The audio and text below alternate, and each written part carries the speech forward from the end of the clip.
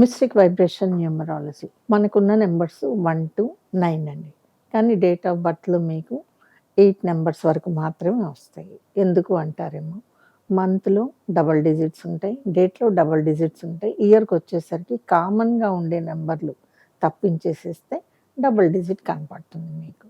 100 ఏళ్ళకి కానీ మీకు అది ఆ 2 నంబర్లు మారవు కాబట్టి దాని లెక్క కూడా వెయ్యం. ఇక్కడ 1-9 దాకా నంబర్లు ఉన్నవన్నీ మీకు ఎంతకి రిస్ట్రిక్ట్ అయింది?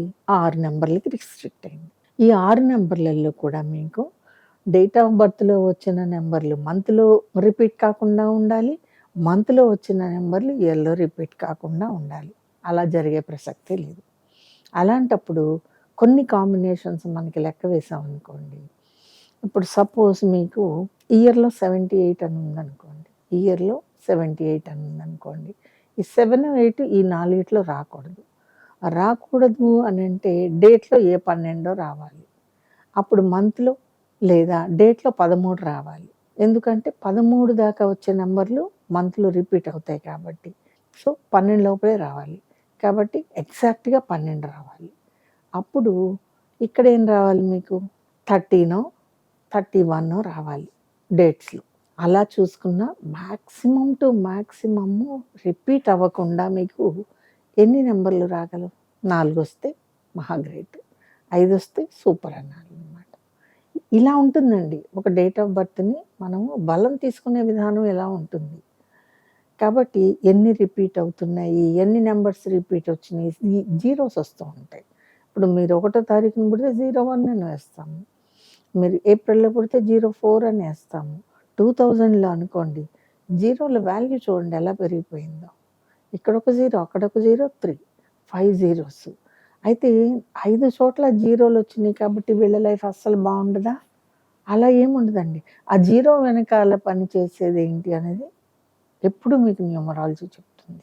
ఇంతమంది పుడుతూ ఉంటారు ఒక డేట్ ఆఫ్ బర్త్‌లో. ప్రపంచం మొత్తం మీద తీసుకుంటే మీకు చాలామంది పుడుతూ ఉంటారు. వీళ్ళందరికీ ఒకలాగా ఎందుకు ఉండవు. లెక్కలన్నీ వేసినప్పుడు మీకు డేట్ ఆఫ్ బర్త్‌లో ఒరిజినల్ స్ట్రెంగ్త్ ఎంతుందో తెలుస్తుందండి. సో, స్ట్రెంగ్త్‌లో కూడా ఉంటాయి. ఇప్పుడు మనకి మనుషులు మనం ఎలాగ డివైడ్ అవుతున్నాము? లో income group, middle income group, high income group, millionaires, billionaires ఇలా డివైడ్ అయ్యారు కదా! కాబట్టి సో, అన్నిటికంటే టాప్‌గా ఉండాలంటే వాళ్ళ ఎనర్జీ ఎలా ఉంటుంది? అన్నిటికంటే తక్కువగా ఉండే వాళ్ళ ఎనర్జీ ఎలా ఉంటుంది? ఒక సర్టెన్ లెవెల్ వరకు చాలామందికి ఎనర్జీ అదే ఉంటుంది. ఇవన్నీ వేసినప్పుడు మీ డేట్ ఆఫ్ బర్త్‌లో నంబర్లు అసలు అవి ఎలాంటి ప్లేసెస్‌లో ఉన్నాయి అనేది తెలుస్తుంది. ఆ ప్లేసెస్‌ని పట్టుకొని మనము ఒక పాపకో, బాబుకో నేమ్ ఇవ్వాల్సుంటుంది. ఇవ్వాల్సినప్పుడు చాలా విషయాలు చూస్తాం మనం. అందరికీ మీకు 90%, 95% పేర్లయితే రావండి. 90%, 95% నేను ఒక 2, 3 ఏళ్ల నుంచి చూస్తూ ఉంటే చాలా లిమిటెడ్‌గా వస్తున్నాయండి. ఒక చిన్న బాబుకి మనం చూసేటప్పుడు 90 ఉన్నవి 2 వచ్చినియి అనుకోండి. బావున్నట్టే లెక్క. పాపకి చూసినా అలాగే వస్తుంది. కాబట్టి ఒక డేట్ ఆఫ్ బర్త్‌లో మేము 19లో పుట్టాం కాబట్టి మా పేరు 90%లో మీరు ఎందుకు ఇవ్వరు అంటే దానికి ఆన్సర్ ఇదేనండి. మీరు 19లో పుట్టడం ఎంత కరెక్టో, ఆ 19 ఎంత బలంగా ఉందో డిసైడ్ చేశాక కదా! మీకు ఎటువంటి పేరు అడ్జస్ట్ అవుతుంది. ఏ పేరైనా మనం పెట్టేసుకోవచ్చు. ఎలా పెట్టుకుంటాం? ఒక పేరే పెట్టుకుంటాం. అది ఏ పేరైనా ఎలా పెట్టుకుంటాం? ఏ పేరైనా ఎలా పెట్టుకుంటాం అనే క్వెషన్‌కి ఆన్సర్ ఏమిటి అంటే, మీ నంబర్‌ల ఇండికేషన్ ఏమిటి? అవి కొన్ని లెటర్స్‌ని ఇండికేట్ చేస్తూ ఉంటాయి. ఆ లెటర్స్‌లో మాత్రమే పెట్టుకోవాలి.